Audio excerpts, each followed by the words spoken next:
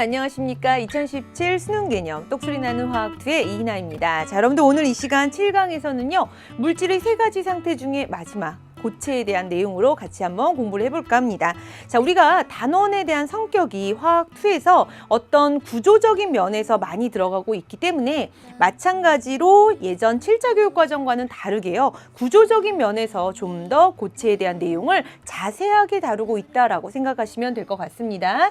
자, 먼저 고체에 해당하는 내용, 그 첫 번째 해당하는 내용부터 같이 살펴보도록 할게요. 자, 고체를 분류하셔야 합니다. 우리가 7차 교육과정, 여러분들의 선배들은요, 단순하게 고체 파트에서 이렇게 결정성 고체와 비결정성 고체가 무엇이 있고 이들이 왜 그렇게 분류하는지 그 내용에 대해서 공부를 했다면 우리가 개정되고 나서 지금에 해야 될 수능 개념 화학2에서는요, 결정성 고체에 대해서 포커스를 좀 더 맞춰서 자세하게 그들의 결정 구조가 어떻게 이루어져 있는지를 공부한다라고 생각하시면 될 것 같아요. 자, 그 첫 번째 해당하는 내용으로 결정성 고체, 비결정성 고체, 그들이 어떻게 분류가 되는지 그 내용부터 한번 같이 살펴보도록 할게요. 자, 말 그대로예요. 결정을 이루는 고체입니다. 그러다 보니까 구성된 입자들이요, 규칙적인 배열을 이루고 있다라고 하는 표현이 굉장히 중요하죠. 반면에 결정이 아닐비예요. 아닐비. 그러니까 뭐예요? 결정이 아니에요. 결정이 아니야. 구성된 입자들이 규칙적이지 않아 라고 하는 뜻으로 보시면 된다는 거. 그래서 구성된 입자들이 불규칙한 배열을 이루고 있기 때문에 자, 그들 사이에 있어서 얘네들은 비결정성, 쟤네들은 결정성 고체다 라고 보시면 된다는 거. 자, 대표적인 결정성 고체로서 뭘 많이 드냐면 석영, 수정이죠. SiO2라고 씁니다. 다시 말해서 규소와 산소로 이루어져 있는 원자 결정, 선생님이랑 조금 이따 하게 될 원자 결정 중에 하나가 되는데 이들은 규칙적으로 규소와 산소가 반복적으로 배열되어 나타나는 반면 유리라고 하는 것은 석영 녹여서 만들게 되는 유리가 되겠죠. 석영유리라고도 합니다. 성분은 똑같아요. SiO2입니다. 그런데 한번 구조를 비교해 보세요. 얘네들이 규칙적인 배열을 이루었다면 얘네들은 규칙적이지 않아요. 그렇기 때문에 이들을 비결정성 고체라고 얘기를 하더라. 그러면 우리는 왜 이들이 이렇게 결정과 비결정, 규칙적이고 그렇지 않은 것이 나타나는지 그 특징을 같이 한번 보셔야 될 텐데요. 자, 먼저 특징 같이 보도록 하겠습니다. 가장 중요한 건 구성된 입자들 사이에 자, 무엇이? 결합력이 같은 거예요. 결합력이 같다. 반면에 이들은 구성된 입자들 사이에 있어서 결합력이 서로 같지 않아요. 그렇기 때문에 이들이 갖고 있는 큰 특징 중에 하나가 무엇이냐 하면 녹는 점과 융해열이 일정하게 나타날 것이고 반면에 비결정성 고체라고 하면 녹는 점과 융해열이 일정하지 않게 나타난다라고 하는 큰 특징을 가지고 있다는 거. 자, 그러면 이렇게 결정성 고체와 비결정성 고체 네, 아까 좀 전에 봤던 것처럼 규칙적이고 그렇지 않은 상황 왜? 입자들 사이의 결합력이 동일한 반면에 입자들 사이의 결합력이 그렇지 않기 때문에 같지 않았기 때문에 그래서 녹는 점과 융해열이 일정하지 않게 나타났다라고 알아두시면 될 것 같아요. 여러분들이 선배들이 치렀던 문제에서는 딱 여기까지만 배웠어요. 그래서 누가 결정이고 비결정, 얘네들이 무슨 특성이 나타나니? 녹는 점과 융해열이 일정하냐 아니냐 그것만 다뤘다면 우리는 개정되고 나서는 그들 결정성 고체를 이루고 있는 하나하나의 결정을 모두 다 공부한다라고 보시면 되겠습니다. 자, 그 첫 번째 해당하는 내용이 이온 결정이 될 것이고요. 여러분들 화학 1에서 배웠던 이온 결합 물질 생각하시면 돼요. 자, 두 번째 금속 결정이 되겠죠. 화학원의 4종 교과서에 금속 결정이 포함된 교과서도 있고 그렇지 않은 자료실에 나와 있는 교과서도 있고 아니면 금속 결정이 아예 빠진 교과서도 있어요. 그렇기 때문에 여러분들이 혹시나 금속 결정을 화학원에서 안 배웠다면 해당되는 이들은 금속 결합 물질로, 즉 금속 결합으로 이루어져 있는 그러한 물질이다. 여러분들이 쉽게 생각하기에 화학 1에서 우리 인류 문명의 시작, 인류 문명의 문을 열었던 철, 구리 이런 얘기 많이 들었죠? 그러한 금속이다라고 보시면 되겠습니다. 자, 그다음 분자 결정. 분자 결정도 화학 1에서 했어요. 어디서 했었나요? 그렇죠. 공유 결합 물질을 이룰 때 분자라고 하는 개념을 배웠었죠. 분자를 형성했는데 그러한 분자와 분자들이 고체 상태로 결정을 이루는 거야 라고 하는 의미로 알아보시면 될 것 같고요. 자, 공유 결정 혹은 원자 결정이라고 얘기를 합니다. 이들은 우리가 배웠던 공유 결합 물질들에서 여러분들 요거 생각해 보세요. 흑연 배우셨죠? 다이아몬드 배우셨어요. 어디서? 화원에서. 탄소의 동소체를 하면서 탄소와 탄소가 서로 공유 결합, 원자과 전자를 서로 공유해서 이루어지는 그러한 거대한 분자다라고 하는 개념으로 흑연도 했고 마찬가지 다이아몬드도 같이 공부를 했었던 내용 기억이 나실 거예요.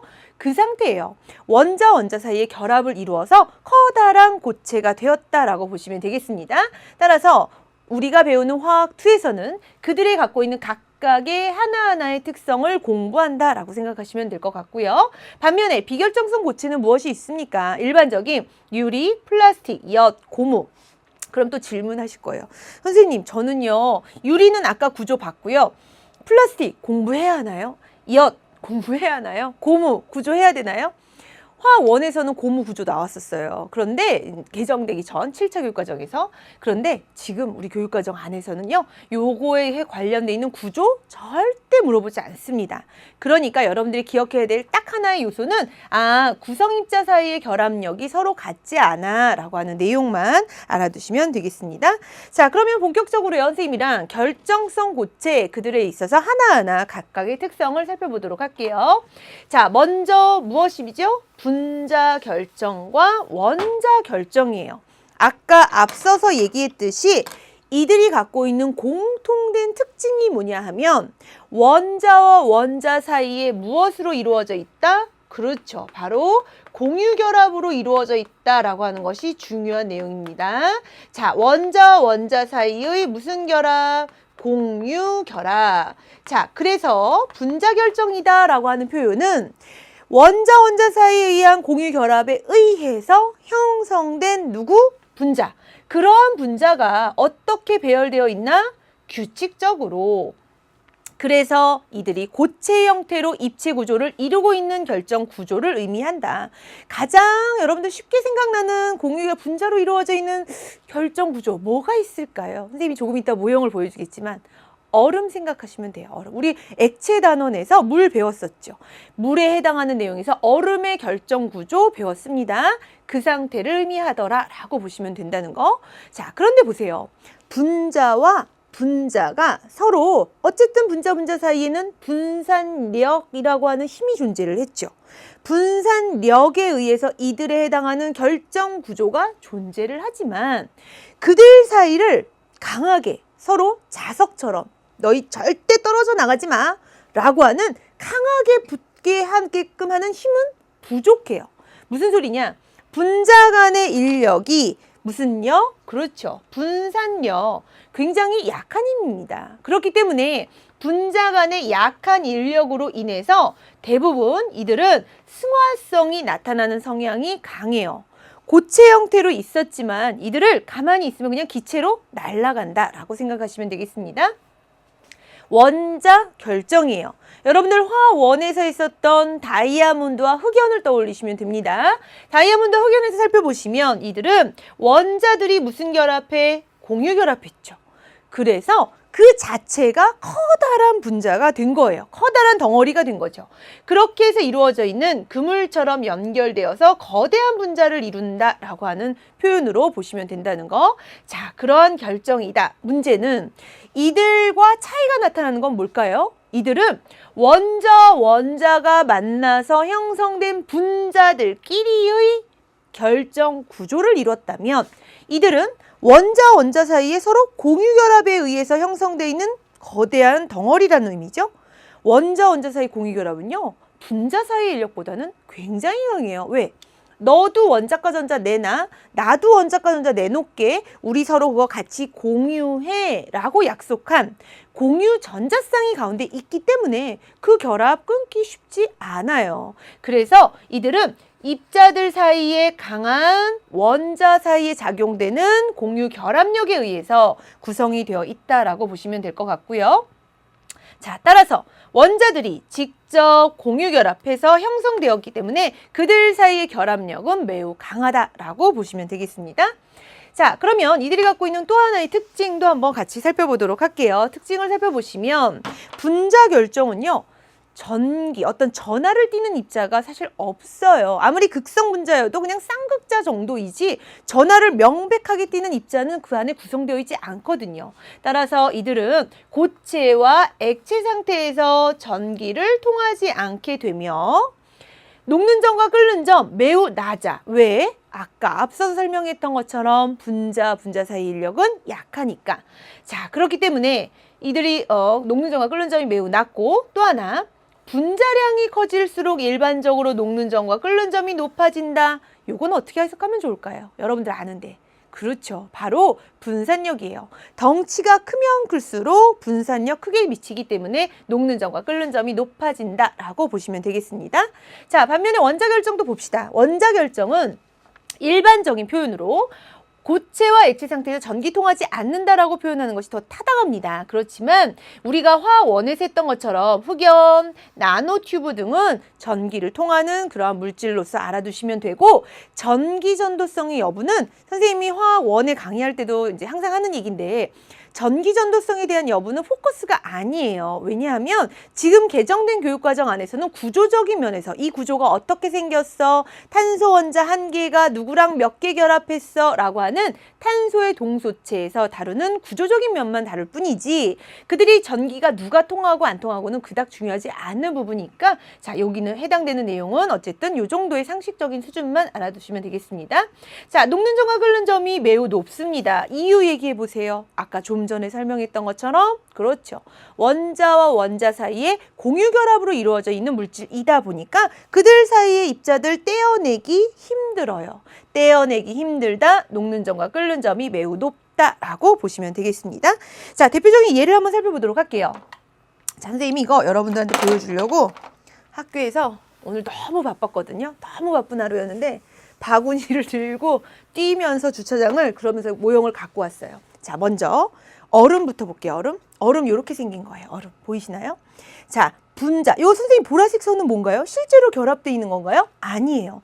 얘네들은 그냥 하나의 모형이에요. 모형. 이거 지금 우리 공중에 떠 있을 수 없잖아요. 그래서 모형으로 보여주느라고 보라색 선을 둔 것이고 지난 시간에 액체 단원을 잘 배운 친구들이라면 대답할 줄 알아야 되죠. 이들이 물분자와 물분자 사이에 이루어져 있는 이들에 해당하는 분자 사이의 인력을 무엇이라고? 그렇죠. 수소 결합. 그래서 대표적인 얼음 H2O 이들이 바로 분자와 분자가 결정체를 이뤘습니다. 라고 하는 의미로 보시면 되겠습니다. 자, 또 하나 있어요. 여러분들 아빠가 아이스크림 사오면 꼭 그 안에 뭔가 하나 있죠. 뭐가 이렇게 부직포에 뭔가 담겨져 있어요. 그리고 여러분들이 아이스크림 살 때도 꼭 뭐라 물어보냐면 손님 이거 몇 시간 가실 거예요? 라고 하면서 뭔가를 넣어줘요. 그게 바로 뭐죠? 드라이 아이스예요. 드라이 아이스 CO2입니다. CO2. 이 아이는 승화성이 강해요. CO2도 어떻게 생겼느냐? 해당되는 CO2, 분자가 분자 사이의 인력, 분산력에 의해서 결합되어 있는, 연결되어 이제 구조적인 면으로 형성되어 있는 분자 결정이다라고 보시면 되겠습니다. 자, 그래서 이들도 마찬가지로 드라이 아이스 이렇게 생겼죠. 자, 이들 근데 문제는 뭐냐면 분자 사이의 인력이다 보니까 굉장히 약해요. 그래서 여러분들 알다시피 드라이 아이스는 승화성이 있죠. 고체 형태가 기체로 되면서 에너지를 흡수해서 나가기 때문에 승화돼서 나가기 때문에 아이스크림을 차갑게 유지시켜 줄 수 있는 배경이 된다라고 보시면 되겠습니다. 자, 아이오딘은 안 갖고 왔어요. 안 갖고 온 게 아니라 학교에 없어요. 그래서 이건 생략. 자, 그 다음 봅시다. 원자 결정이 대표적인 거. 우리 언제 했었냐면 화원에서 했었죠. 화원에서 요거 얘기했었어요. 요거. 잠깐만 지금 봅시다. 자, 제일 첫 번째 해당하는 거는 다이아몬드죠. 자, 화원에서 봤던 다이아몬드 이렇게 생겼습니다. 다이아몬드 화원에서 익숙하게 봤는데 하나의 탄소를 중심으로 해서 주변의 탄소 원자와 그렇죠. 4개의 손을 뻗어서 결합을 하고 있는 구조다라고 보시면 될 것 같고요. 정사면체 구조다라고 표현을 합니다. 그렇기 때문에 결합각은 얼마? 109.5도를 유지합니다. 라고 얘기해 주시면 된다는 거. 자, 그 다음 요거 말고 흑연도 있어요. 자, 흑연은 뭐였죠? 판상 구조예요. 한 구조. 그래서 이들이 갖고 있는 큰 특성 중에 하나는 뭐냐면 탄소 원자가 주변의 탄소 원자와 손을 몇 개 잡아요? 3개를 잡죠. 그렇기 때문에 잡지 않은 혼자 남은 원자과 전자가 부분적인 결합을 때로는 형성하기도 하고 그들이 층층이 다니면서 전기 전도성을 나타내게 해줄 수 있는 배경이 된다라고 하는 내용도 화학원에서 배운 바가 있습니다. 자, 그러면 이 둘 모두 다 원자들 사이에 공유 결합으로 연결되어 있는, 자, 그러다 보니까 이들에 있어서는 원자 사이의 공유 결합에 의해서 커다란 결정체를 이룬 것이고, 해당되는 좀 전에 봤었던 분자 결정이란 요 녀석들은 분자와 분자 사이 약한 힘, 그러니까 당연히 녹는 점과 끓는 점은 원자 결정이 더 높게 나타난다라고 보시면 된다는 거예요. 어렵지 않습니다. 자, 그 다음에 이제 많은 친구들이 아까 얘기했었던 요거 갖고 헷갈려요. 요거. 자, 얘가 누구죠? SiO2입니다. SiO2. 자, 석영이죠. 석영. 자, 석영이 한번 보세요. 지금 이렇게 보면 여러분들 보이시나요? 정면으로? 정면으로 보면 어떻게 보이지 얘들아? 정육각형으로 보이지? 정면으로 보여져 있는 상태가 요건 거야, 요거. 그렇지만 실제 구조는 이렇게 입체 구조로 존재를 합니다. 그럼 이건 뭐냐? Si, 그 다음에 O2로서 서로의 결정 구조를 이루고 있는 것이고, 이들도 마찬가지로 Si와 산소가, 규소와 산소가 원자 사이, 보세요. 죄다 원자 사이에 공유 결합으로 형성이 되어져 있죠? 그래서 SiO2, 많은 학생들이 요거 갖고 헷갈려해요. 드라이 아이스 CO2, SiO2 석영. 비슷하게 생겼다고 헷갈렸는데 그러시면 안 돼요. CO2는 엄연히 CO2 분자와 분자 사이의 분자 결정, 반면에 SiO2는 지금처럼 원자 결정이다 라고 알아보시면 되겠습니다. 자, 이제 다른 결정 한번 가보죠.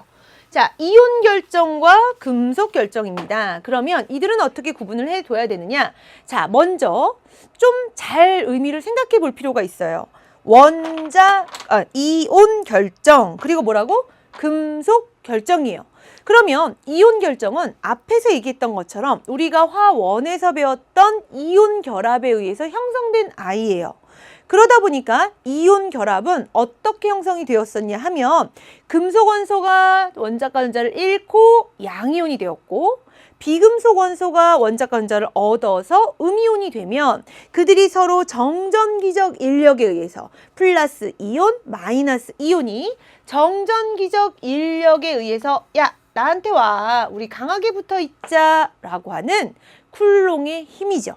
정전기적 인력에 의해서 서로 결합되어서 커다란 고체가 되었다 라고 보시면 된다는 거예요. 자, 우리 이거 이온 결합 물질 하면서 여러분들 화원에서 대표적인 예를 뭘 살펴봤냐면 소금 살펴봤어요. 소금, NaCl. 그래서 Na 플러스 Cl 마이너스라고 하는 배웠던 개념 기억이 나실 겁니다. 반면에 금속 결정이죠. 사실은 이제 금속 결정을 선생님 같은 경우에는 이제 기본 개념 강의에서 여러분들한테 설명하기를 뭐라고 얘기했냐면, 금속 결정을 두고 어느 교과서를 선택하느냐에 따라 학생들이 좀 다를 뿐이지, 공부를 해야 되는 범위가 달라야 되는 부분이지, 화학 1에서는 수능 문제에 금속 결정을 낼 수는 없다라고 얘기를 했어요. 반면에 금속 결정에 있어서 화학 2에서는 수능 문제 나올 수 있습니다. 왜냐하면 결정에서 다루고 있기 때문에. 자, 그럼 예를 봅시다. 금속 결정은 구조적인 면을 살펴보시면 금속 양이온과 자유전자 사이에 작용하는 정전기적 인력이라고 얘기를 했었어요. 자, 그러면 잠깐만 선생님이랑 판서 통해서 조금만 보도록 할까요? 우리가 화1에서 어떤 얘기를 했었냐면 화학 결합의 원리를 배웠습니다. 자, 화학 결합을 왜 하나요, 선생님? 네, 이들은 서로 만족하려고, 편안하려고, 서로 뭔가가 끌려서 좋아, 난 지금 상태가 너무 좋거든, 이렇게 하려고 하는 겁니다. 그러면 화학의 세계는 주기율표의 세계니까 주기율표의 선상에 한번 화원에서 배웠던 개념 한번 펼쳐보세요. 그럼 어떤 개념이 있냐면 왼쪽에 있는 금속 원소가 있고 오른쪽에 있는 비금속 원소가 있어요. 물론 비금속은 그래요. 비활성 기체도 있기 때문에 비활성 기체는 제외하고 얘기를 해보도록 하겠습니다. 자, 금속 원소는요, 원자과 전자가 하나 아니면 2개이다 보니까 그들을 버리고 양이온이 되고자 하는 성향이 강해요. 반면에 비금속 원소다라고 하는 것은 원자과 전자, 나는 원자과 전자 부족해, 나 줘 라고 해서 원자과 전자 얻어서 음이온이 되려고 하는 성향이 또 강하게 되겠죠. 자, 이들은 천생연분이에요. 자, 여러분들 엄마와 아빠 보세요. 서로 죽고 못 사나요? 아니면 막 다투시나요? 처음에는 연애하기 초창기에는 아마 죽고 못 살았을 거예요. 양이온과 음이온도 마찬가지예요. 양이온, 잘 왔어. 너 원자과 전자 이런 거 나 줘. 음이온, 비금속이 가져가서 음이온이 된 겁니다. 자, 이들이 만나서 무슨 물질? 그렇죠. 이온 결합 물질로 탄생을 하게 된 거예요. 반면에 그러면 선생님 비금속은 어떻게 해야 되나요? 만약에 주변에 비금속 원소 상태에서 주변에 금속이 없어요. 원자과 전자를 잃을 아이가 없어요. 난 부족한데 말이지. 그럼 어떻게 하느냐? 얘의 선택은 그럼 좀 고민은 되지만 우리들끼리 결합을 할까라고 타협점을 잡습니다. 그 타협점이 바로 뭐였죠? 원자과 전자를 서로 공유하는, 그렇죠, 공유 결합이 되는 거예요. 그래서 공유 결합 물질로서 탄생을 했다라고 보시면 되는 겁니다. 자, 원래는 개정된 교육과정에서 얘도 가르치는 게 맞아요. 화학하는 사람 입장에서 얘기를 하자면. 그런데 그게 좀 빠지다 보니까, 교육과정 해설서의 그 문구가 빠지다 보니까 금속 결정을 안 가르치는 학교, 안 배운 학생, 수능에 못 내는 현실이 된 거죠. 화원에서. 자, 금속 원소는 이렇게 타협을 해요. 주변에 비금속이 없어. 그러면 어떤 타협을 하냐면, 큰일 났네. 난 원자과 전자 하나 아니면 두 개밖에 없는 걸. 그럼 어떻게 하면 좋지? 그 원자과 전자 하나 아니면 두 개인 것을 스스로, 그래 나 이거 버려 하고 내놓습니다. 그러면 원자과 전자가 서로 빠져나가게 되면 이들은 자기들 스스로는 양이온을 띠게 될 거예요. 금속 양이온입니다.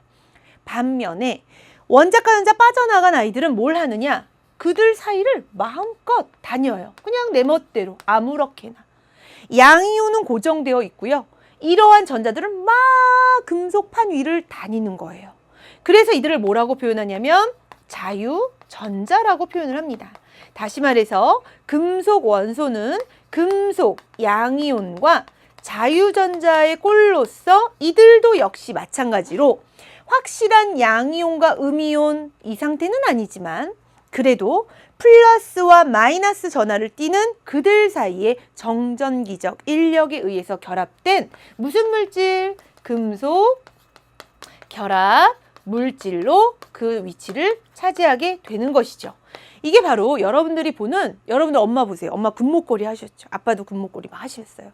아니면 여러분들 주변에 한번 보세요. 구리도선 막 이런 거 많아요. 여러분들이 보고 있는 해당되는 금속이 바로 이러한 금속 결합 상태로 되어 있다라고 보시면 되겠습니다. 자, 그러면 봅시다. 이온 결합 물질, 공유 결합 물질, 금속 결합 물질, 이들이 화학의 결합을 하는 궁극적인 목적은 바로 이들 원자가 모두 다 옥텟 규칙을 만족하는 전자 배치를 하고자 합니다 라고 하는 내용으로 화학원에서 공부를 했었단 말이에요. 자, 그러면 그 내용을 바탕으로 해서, 그러니까 사실은 세상에 처음 보는 내용이 아니라 여러분들이 다 배웠던 화학원의 내용을 기본으로 해서 등장을 한 것입니다. 자, 그럼 볼게요. 이온 결정과 금속 결정, 그 두 번째 금속 결정, 지금 봤던 것처럼 금속의 양이온과 누구? 자유전자죠. 플러스와 마이너스 전하를 띠는 입자이다 보니까 그들 사이에 작용하는 무슨? 정전기적 인력. 이 정전기적 인력에 의해서 결합된 결정이고, 이것을 뭐라고 표현하냐면 자유전자가 마치 바닷물 바다막 위에 막 다니는 것처럼 이라고 표현해서 자유전자 바다 모형이라고 표현한다라는 것도 용어 정도는 하나 알아두시면 훨씬 좋을 것 같습니다. 자, 그럼 특징을 가보도록 할게요. 자, 특징. 자, 먼저 볼게요. 이온 결정과 금속 결정에서 이온 결정의 첫 번째 특징은 뭐였냐면, 보세요. 이 중요한 표현이 나왔어요. 고체 상태. 자, 염화, 나트륨, 화원에서 배웠던 거, 염화이온, 나트륨이온, 염화이온, 나트륨이온. 이들이 서로 반복된 배열 구조를 갖고 있는 상태에서 나 고체예요. 움직일 수 있나요? 전하를 띠는 입자가 움직이지 못해요. 그렇기 때문에 전기전도성이 어떻게? 없어요. 없습니다. 중요한가요? 완전 중요해. 맨날 물어봐. 반면에 액체예요. 액체를 뭐라고 표현도 해주냐면 화원에서 용융액 이런 표현 배웠어요. 용융 이런 표현. 액체 상태나 혹은 수용액, 물에 녹았습니다. 물에 자유롭게 녹게 되면 자, 전해질이 되겠죠? 그렇기 때문에 전기전도성이 나타난다라고 보시면 되는 거고, 자, 금속 결정입니다. 금속 결정이 갖고 있는 또 하나의 큰 특징 뭐야? 얘네들은 은백색의 광택의 고체이고, 자, 이 중요한 표현이 등장을 하죠. 자, 은백색의 광택, 콤마. 자, 중요한 표현. 고체와 액체에서 모두 다 뭐? 전기전도성이 있는 거예요. 볼게요. 좀 전에 선생님이 금속 결합 물질의 구조를 그려줬어요. 자, 액체 상태가 되어도 양이온은 고정이에요. 고정. 그리고 지금 자유전자가 어때? 마음대로 왔다 갔다 하게 됩니다. 고체 상태여도요. 금속 양이온 고정. 그 상태에서 자유전자 왔다 갔다. 그러다 보니까 이들은 요 자유전자에 의해서 전하를 걸어주면 정말 전기 통하니라고 하는 전기전도성을 여부를 살펴보면 해당되는 자유전자가 어디로? 플러스 극 쪽으로 마구마구 이동한다라고 보시면 된다는 것이죠. 따라서 이들은 고체와 액체에서 전기전도성이 나타난다라고 하는 중요한 특징을 가지고 있습니다. 자, 이온 결정에 해당하는 특징 나머지도 한번 살펴보도록 할게요. 이온 대부분 정전기적 인력이 비교적 강한 힘이기 때문에 상온에서 고체 상태가 됩니다. 그 다음 녹는 점과 끓는 점도 비교적 높죠. 왜? 정전기적 인력이 강하거든요. 단단하지만 외부 충격에 의해서 쉽게 부스러진다라는 표현이 있거든요. 이건 좀 이따 그림을 통해서 같이 한번 살펴보도록 할게요. 자, 반면에 금속 결정은 전기도 통하지만 이 자유전자의 역할에 의해서 열도 전달을 합니다. 열. 자, 또 녹는 점, 끓는 점이 비교적 높고요. 얘는 외부 충격에 의해 금속 결합이 유지될 수 있으므로 전성과 연성이 크게 나타난다. 이게 뭔 소리?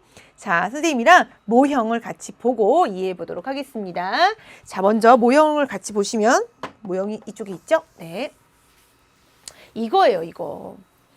우리가 이온 결정이요. 여러분들 소금 보세요. 소금, 굵은 소금 꽉 누르면 부서집니다. 외부에 충격을 가하게 되면 자, 이렇게 층이 서로 밀려요. 서로 층이 밀려는 바람에 문제는 뭐야? 같은 전하를 띠는 입자들이 같은 배양에 놓여질 수 있어요. 같은 배양에 놓여지게 되면 서로 같은 전하를 띠는 입자끼리는 반발력이 작용을 할 겁니다. 그렇기 때문에 반발에 의해서 모두 다 쉽게 부스러지게 되는 것이고, 자, 금속도 한번 살펴보도록 하죠. 금속은 외력을 가합니다. 외력을 쭉 가해요. 그래도 양이온이 층이 분명히 밀려났어. 층이 별로 달라졌어. 그럴지라도 그 사이를 왔다 갔다 빠르게 하고 있는 건 누구? 자유전자. 자유전자가 어차피 양이온과 자유전자 사이의 인력 그대로 형성, 유지해 주고 있기 때문에 이들은 서로 반발하지 않아서 어때? 부스러지지 않는 현상이 나타나더라. 그래서 우리는 어떻게 얘기를 표현을 하냐면 외부의 충격에 의해서 얘는 어떻게 돼? 쉽게 부스러지지만 금속 결정은 외부의 충격을 가할지라도 금속의 결합이 그대로 유지가 되어주고 있기 때문에 뭐와? 전성과 연성이 크게 나타난다. 전성은요.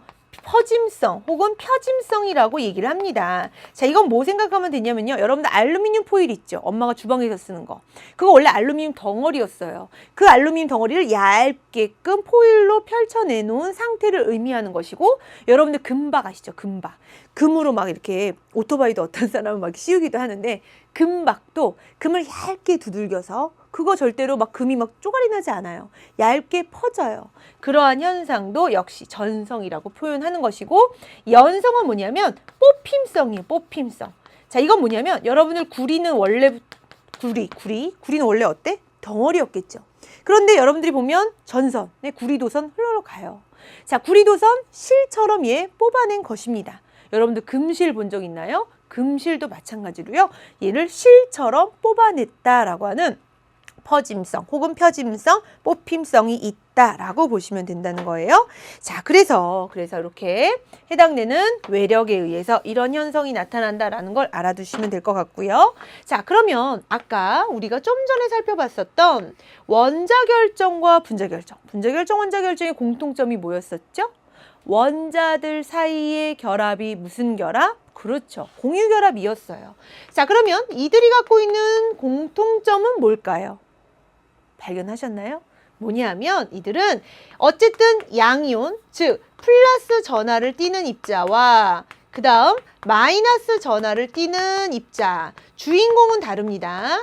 플러스 전하를 띠는 입자는 금속 양이온으로 서로 같지만 마이너스 전하를 띠는 입자는 이온 결정의 경우는 음이온, 금속 결정의 경우는 자유전자로 서로 입자가 종류가 다르게 되겠죠. 어찌됐든 이들이 갖고 있는 입자들 사이에 정전기적 인력에 의해서 결합이 되어 있습니다 라는 공통점을 가질 것이고, 그러면 이들이 갖고 있는 차이점은 무엇이었을까요? 그렇죠. 이온 결정이라고 하는 것은 아까 좀 전에 살펴봤던 전기전도성, 고체에선 전기전도성 통하지 않아요. 전하를 띠는 입자가 자유롭게 다닐 수 없으니까 용융액이나 그렇죠. 수용액에서만 전기를 통했었고요. 금속 결정은 고체 상태에서 통하고 액체 상태에서도 전기가 통한다라고 하는 점이 있다는 거. 둘의 전기 전도성. 또 외력에 의해서 이들은 부스러졌지만 얘네들은 부스러지지 않았다라고 하는 서로의 차이점도 알아보시면 좋을 것 같습니다. 자, 이온 결정 대표적으로 뭐가 있나요? 그렇죠. 염화나트륨, 염화세슘이 있죠. 자, 우리 염화나트륨과 염화세슘은 선생님이 요거 갖고 왔어요. 여러분들 보시면 자, 볼게요. 염화나트륨, 염화세슘. 자, 요게 바로 요거예요. 요거. 보이시나요? 자, 얘가 바로 염화나트륨.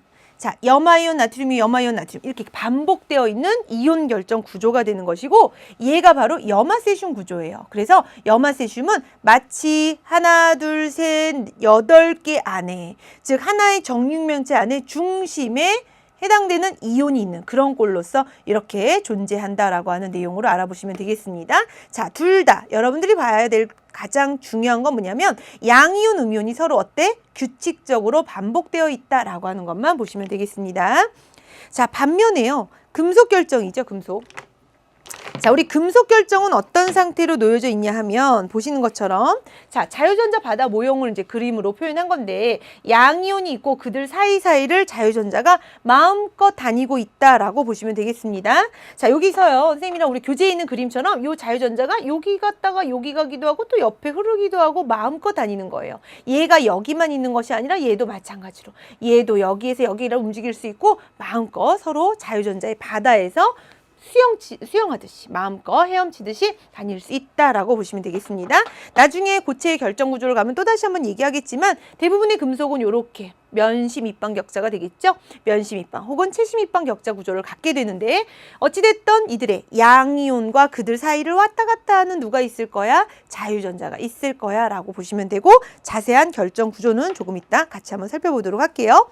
자, 선생님이요. 지금 설명했던 여러 가지 중에 이온 결정과 금속 결정에 관련해서 선생님이 EBS 리얼 화학 실험에서 여러분들한테 보여주고 싶은 둘의 특징 한번 준비했거든요. 같이 영상 보시고 나머지 내용 같이 정리해 보도록 하겠습니다.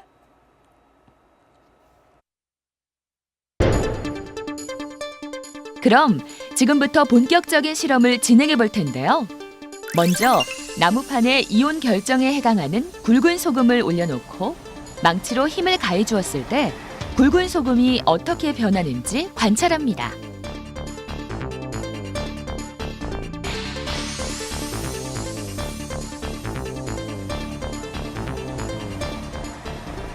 굵은 소금이 부스러졌죠? 이렇게 이온 결정은 외력을 가하면 같은 전하를 띠는 이온 사이의 반발력에 의해 결정이 부스러집니다. 이번에는 금속 결정에 해당하는 나트륨 조각을 올려놓고 칼로 조금 자릅니다.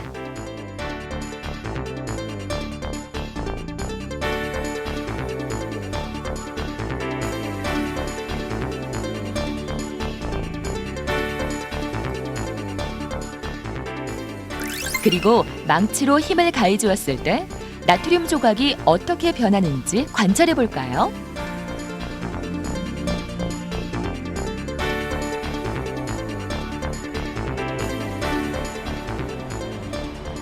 나트륨 조각은 변화가 없죠? 이렇게 금속 결정은 외력을 가해도 자유전자에 의해 반발력이 생기지 않아 결정이 부스러지지 않고 유지됩니다. 자, 이번에는 이온 결정과 금속 결정의 각 상태별 전기 전도성을 알아보도록 하겠습니다. 먼저 2개의 비커에 이온 결정에 해당하는 굵은 소금 결정을 각각 넣습니다. 그 다음 한쪽 비커에 증류수를 넣어 수용액 상태로 준비합니다. 이렇게 하면 고체 상태와 수용액 상태에서의 이온 결정에 대한 전기 전도성을 비교해 볼 수 있는데요. 각 비커에 전기 전도도 장치를 가져다 대보죠. 어떤가요? 고체 상태인 이온 결정은 전기가 통하지 않죠. 고체 상태에서는 양이온과 음이온이 고정돼 있기 때문에 전하를 띠는 입자가 자유롭게 움직이지 못하기 때문입니다. 그렇다면 수용액 상태에서는 어떨까요?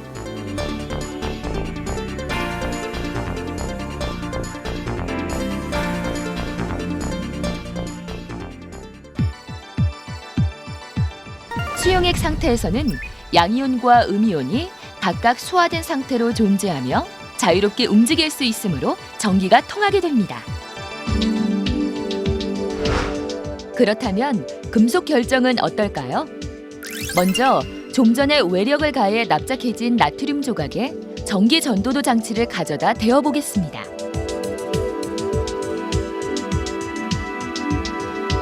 불이 들어옵니다. 전기가 통함을 알 수 있습니다. 고체 상태의 금속 결정의 경우 자유전자에 의해 전기가 통하는 것을 알 수 있습니다. 이는 전기 전도도 장치를 연결했을 때 자유전자가 플러스 극으로 이동하면서 전류가 흐르기 때문이죠.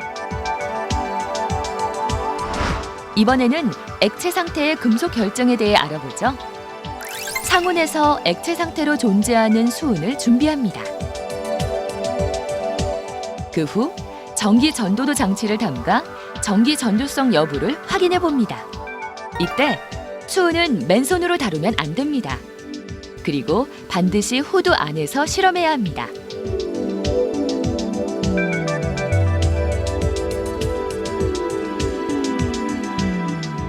역시 불이 들어옵니다. 금속 결정은 물에 거의 용해되지 않기 때문에 수용액 상태에서의 전기 전도성 여부를 판단하기보다는 액체 상태에서 다루게 되는데요. 액체 상태에서도 고체 상태와 마찬가지로 자유전자에 의한 전하 흐름이 나타나기 때문에 전기가 통하게 됩니다. 재미나죠. 사실은 그래서 선생님이 화학 선생님 하면서 항상 하는 얘기가 화학은 실험을 해야 재미난 거예요. 여러분들 초등학교 때 아마 과학이 좋았던 이유도 실험을 많이 해서 재밌었을 거예요. 자, 그러면 우리 이제 좀 다른 내용으로 또 들어가 봅시다. 개정된 교육과정에서 강조하고 있는 포커스 중에 하나가 이 결정 구조입니다. 시험 문제 나오나요? 당연히 나오죠. 수능에 반드시 나옵니다. 자, 결정 구조. 그럼 일단 용어 정리를 좀 해볼 필요가 있는데요. 결정 격자. 이건 뭐냐? 각 결정성 고체를 구성하는 입자. 그 입자는 원자 상태일 수도 있고 이온일 수도 있고 분자일 수도 있습니다. 그들이 규칙적인 배열을 하고 있는 상태를 우리는 결정 격자라고 표현을 하게 됩니다. 또 하나 단위세포라는 표현이 되어져 있죠. 반복된 구조로서 전체 고체 덩어리를 이루고 있기 때문에 결정 격자의 특성을 나타내는 가장 기본 단위, 그 기본 단위가 되는 그 구조를 의미할 것이고, 그러한 단위세포들이 어때? 우리는 3차원에 살고 있어요. 그렇기 때문에 3차원적으로 반복해서 확장된 구조를 만들어서 그들의 대칭성에 따라서 여러 가지의 격자 형태가 가능하다라고 되어져 있다는 부분. 자, 그럼 하나씩 한번 들어가 보도록 할까요? 먼저 결정 구조에서의 단위세포, 그중에 첫 번째 단순 입방 격자입니다. 폴로늄이 주로 이것에 많이 포함이 되는데요. 자, 단위세포에 해당하는 구성 입자수. 자, 이들은 뭘까요? 먼저 단순 입방이라고 하는 건 말 그대로 정말 심플한 간단한 입방체로 이루어져 있는 격자예요. 그 입방체라고 하는 건 뭐냐? 정육면체에 해당하는 내용으로 생각해 보시면 되겠습니다. 따라서 정육면체에 8개의 꼭지점에 하나씩의 입자가 있는 이러한 기본 단위세포. 아주 간단한 구조가 되겠죠. 이들은 대부분 덩치가 큰 금속에 주로 많이 존재를 하게 돼요. 이런 구조로서. 자, 여러분들 요거 우리 놀이터에서 놀던 정글짐 생각하시면 돼요. 그 구조. 자, 이때 우리한테 물어보는 게 뭐냐면 단위세포 안에 들어있는 실제의 입자수 구해주세요 라는 설명 많이 물어봅니다. 왜냐하면 보세요. 기본 단위를 이렇게 그려놨지만 사실은 이 입자라고 하는 건 얘와도 연결되어 있지만 얘와도 연결되어 있는 거거든요. 그러니까 실제로 이 안에 포함된 수박 자르시 잘라 그러면 몇 개의 입자가 이 안에 존재를 하느냐 그렇게 관점으로 따져보시면 된다는 것이죠. 따라서 단순 입방 같은 경우에는 먼저 꼭지점 영역이요. 여러분들 꼭지점 생각해 보세요. 수박 생각합니다. 먼저 수박을 반, 그 다음에 또 반, 그 다음에 또 이쪽도 반. 즉 꼭지점의 영역은 얼마? 8분의 1개에 속하는 영역이더라. 그러니까 꼭지점 입자는 8분의 1 될 것이고 각 꼭지점마다 존재를 하는 것이니 꼭지점의 수 8개가 되어서 한 개의 원자를 구성했습니다. 라고 보시면 된다는 거. 단순 입방 격자가 되겠습니다. 자, 두 번째예요. 이번에 뭐죠? 채심 입방 격자가 되겠죠. 자, 채심 입방 격자가 뭐냐면 단순 입방처럼 생긴 거 안에 채심, 몸체 중심할 때 심이에요. 가운데 심. 뭐냐? 몸의 중간에 입자가 있는 거죠. 그렇기 때문에 이들의 입자 구조를 살펴보시면 꼭지점 물론 존재합니다. 꼭지점. 그래서 8분의 1개에 해당하는 영역이 꼭지점 수 몇 개? 8개. 자, 그것만 있나요? 아니죠. 중심에 하나 온전한 거 있었어요. 중심의 입자 1개이기 때문에 그들을 서로 더하면 2개의 입자로 구성되어 있고 대부분 알칼리 금속이 여기에 포함된다라고 보시면 되겠습니다. 자, 그 다음 세 번째 봅시다.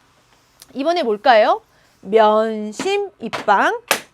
자, 면심 입방이다라고 하는 표현은 뭐냐면 면의 중심에 있는 거예요. 보세요. 단순 입방 구조에서 아까 채심, 몸의 중심, 채심은 몸 안에 하나 입자가 있다면 지금은 면심이에요. 면의 심. 그러면 정육면체죠. 면의 중심에 해당하는 이 영역은 얼마일까요? 수박을 반으로 띡 자르는 거니까 얼마? 그렇죠. 바로 2분의 1. 따라서 면에 있는 입자는 2분의 1이 될 것이고 총 6면이죠. 6개의 면이다 보니까 6개를 고려해 주면 얼마? 3개. 이것만 있지 않습니다. 꼭지점에 해당하는 영역은 8분의 1에 얼마? 8개만큼에 해당하는 값으로 얘기할 수 있기 때문에 전체 입자는 몇 개다? 그렇죠. 4개의 입자가 있습니다. 라고 보시면 된다는 거. 자, 그럼 선생님 시험 문제는 뭘 물어보나요? 이거 물어봐요. 자, 우선 채심 입방, 단순 입방은 사실 잘 안 나와요. 나온 적을 못 봤어요. 뭘 기억해 둬야 되냐면 채심과 면심에서 단위세포 안에 구성된 입자 수 구할 줄 알아야 되며 두 번째이죠. 요 하나의 입자, 가장 근접하게 둘러싸고 있는 입자 몇 개예요? 이거 잘 물어봐요. 그러면 요 중심 이것과 가장 근접하게 있는 것은 꼭지점 몇 개? 8개입니다. 그래서 가장 근접하게 에워싸고 있는 입자수 꼭 기억을 해놓으시길 바랍니다. 자, 그러면 면심도 한번 보시죠. 면심은 단위세포를 구성하고 있는 입자수는 일단 4개라고 공부했어요. 오케이. 구할 줄 알아요. 계산할 줄 압니다. 그 다음에 여기서 조심해야 돼. 하나의 입자, 이 주변을 에워싸고 있는 거. 그럼 대부분 친구들이 뭐라 하냐면 에이 선생님 얘 주변에요. 하나, 둘, 셋, 4개요. 이것만 얘기해요.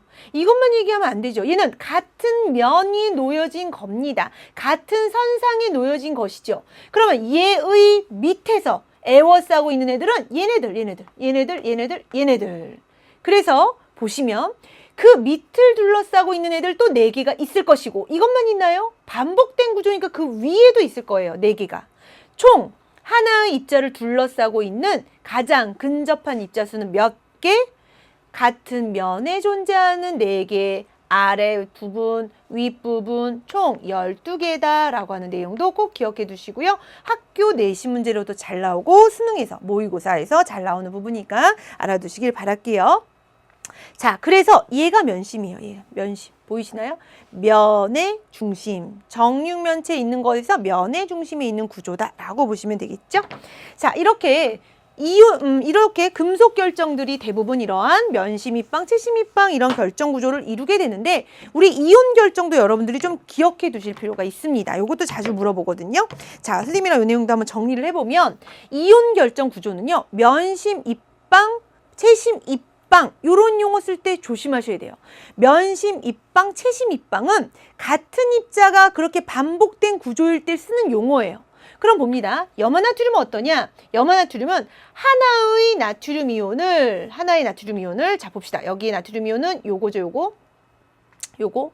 얘를 주변에 몇 개가 6개가 둘러싸고 있다라고 보시면 된다는 거. 자, 한번 볼게요. 지금 요 상태에서 만약에 보신다면 자, 여기 상태에선 가운데가 누구죠? 나트륨 이온이라고 돼 있으니까 우리 요거를 나트륨 이온이라고 해보죠. 요거. 그럼 얘를 둘러싸고 있는 염화 이온은 몇 개? 얘들아 찾아봐. 이거 주변을 위, 아래, 그 다음 주변을 에워싸고 있는 거 4개. 따라서 얘를 주변으로 했을 때 둘러싸고 있는 것은 총 몇 개다? 그렇죠. 6개다 라고 표현하시면 되는 거.